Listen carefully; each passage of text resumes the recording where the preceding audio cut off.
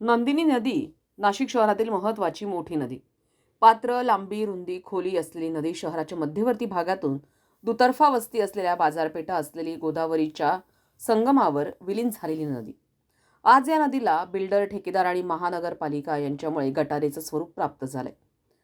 राज्यात कायदा सुव्यवस्था, पुरातत्व विभाग, वन विभाग, जलसंधारण विभाग, प्रदूषण विभाग कार्यरत नाहीत. त्यामुळे महानगरपालिकेसारखी सरकारची स्वायत्त संस्थाच या नदीला गटारीचं स्वरूप देते. अनेक तक्रारी केल्या गेल्या, कोर्ट कचेऱ्या देखील झाल्या, कोर्टाचे निर्देश आले, प्रदूषण नियामक मंडळाचे निरीचे निर्देश आले, सुप्रीम कोर्टाचे निकाल आले, पण अंमलबजावणी करणारी यंत्रणा ही महानगरपालिका हिच्या क्षेत्रातील कारभार कायद्याचं पालन करायला तयार नाही. सरकार याबाबत कोणताही सकारात्मक धोरण ठेवायला तयार नाही.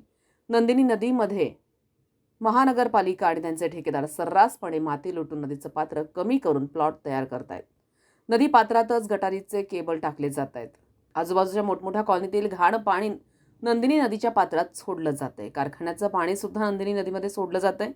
नदी पात्रातच उभ्या केल्या जात असलेल्या गटारीचे चेंबर्स अतिशय निकृष्ट दर्जाचे असून ते केव्हाही कोलमडून सर्व नदीपात्रात पाणी जाण्याची व्यवस्था ठेकेदारानंच करून ठेवली आहे.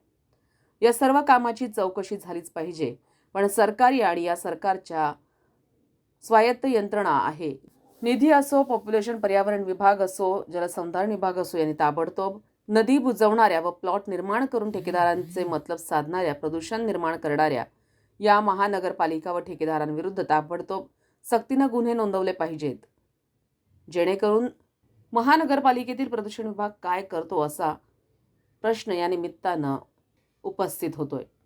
जिल्हाधिकारी, विभागीय आयुक्त यांनी ताबडतोब हे काम थांबवून या बेकायदेशीर नदी बुजवणाऱ्या व प्रदूषण करणाऱ्या, गटारी व नाले नदीपात्रात सोडणाऱ्या ठेकेदार व महानगरपालिकेविरुद्ध फौजदारी स्वरूपाचे गुन्हे दाखल करावेत अशी मागणी राजेंद्र बागुल यांनी केली आहे. संविधान न्यूज, नाशिक.